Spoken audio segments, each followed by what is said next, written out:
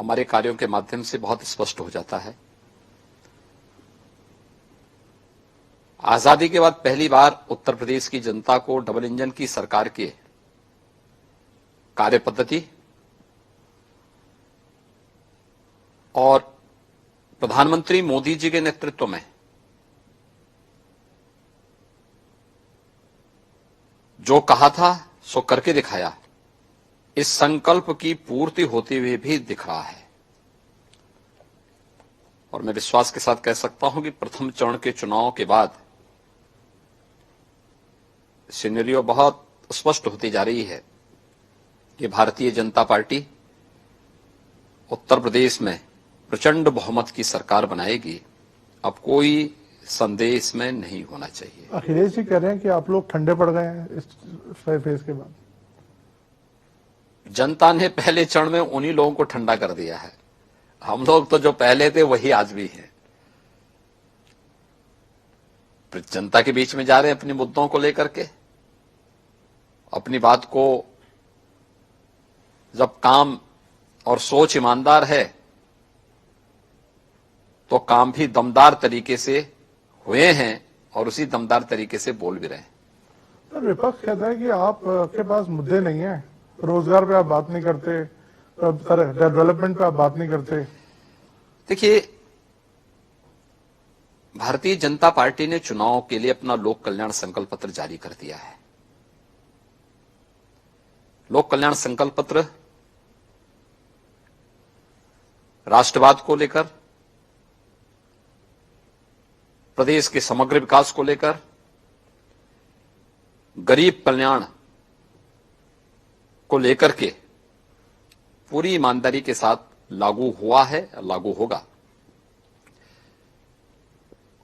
प्रधानमंत्री मोदी जी ने देश के अंदर भारत की राजनीति के एजेंडे को बदला है। पहले जाति, मत, मजहब, परिवार के इर्द गिर्द बनी भारत की राजनीतिक व्यवस्था आज विकास पर, सुशासन पर, गांवों के लिए, गरीब के लिए, किसान के लिए, नौजवान के लिए, महिलाओं के लिए, इन सभी मुद्दों पर चर्चा का विषय बना हुआ है। और प्रधानमंत्री मोदी जी के जी विजन के अनुरूप उत्तर प्रदेश में कार्य भी हुआ है। और अगले टेन्योर के लिए जो संकल्प पत्र हमने जारी किया है, संकल्प का विकल्प नहीं होता।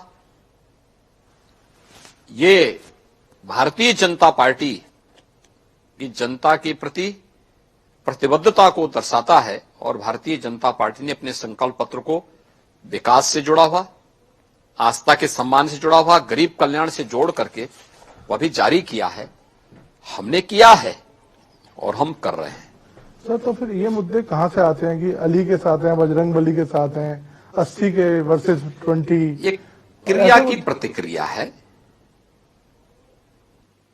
अगर कोई व्यक्ति, भाई मैंने तो 80-20 की बात की थी। मैंने कहा 80% बीजेपी के साथ होगा, 20% हमेशा विरोध करता है, विरोध करेगा।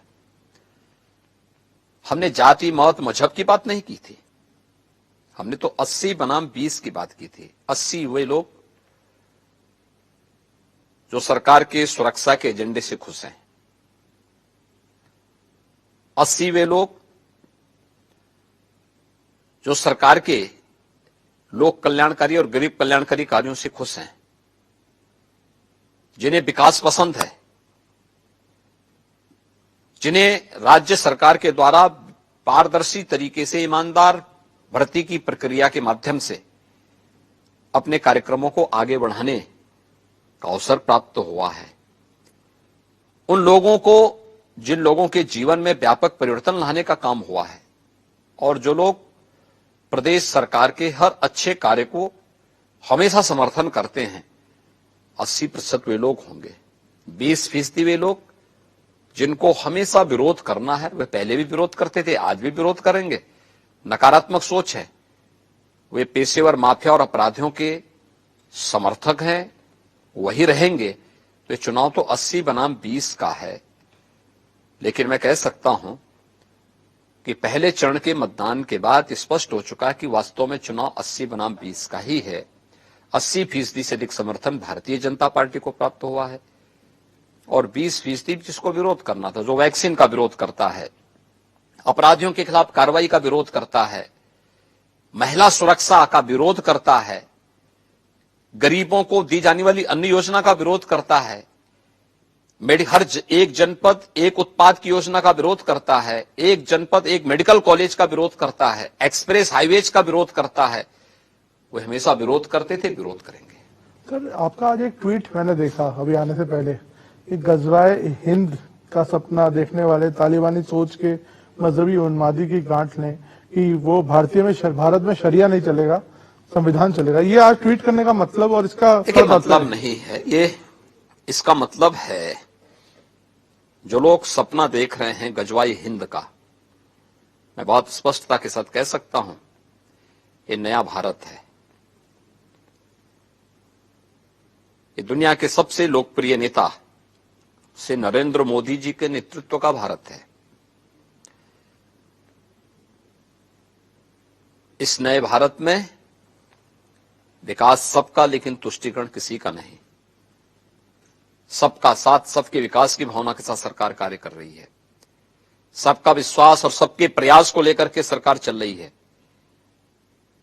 ये नया भारत संविधान के अनुरूप चलेगा, शरीयत के अनुरूप नहीं। और मैं इस बात को भी स्पष्टता के साथ कह सकता हूं, गजवाए हिंद का सपना कयामत के दिन तक भी साकार नहीं होगा। सर, हमने देखा एक हिजाब को लेकर कंट्रोवर्सी चल रही है, उस पर आपका कोई व्यू है कि हिजाब? देखिए, मेरा तो बहुत स्पष्ट मानना है, भारत की व्यवस्था संविधान के अनुरूप चलनी चाहिए। हमारी व्यक्तिगत आस्था, हमारे व्यक्तिगत स्वयं के अधिकार या हमारी स्वयं की पसंद नापसंद हम देश के ऊपर लागू नहीं कर सकते, संस्थाओं के ऊपर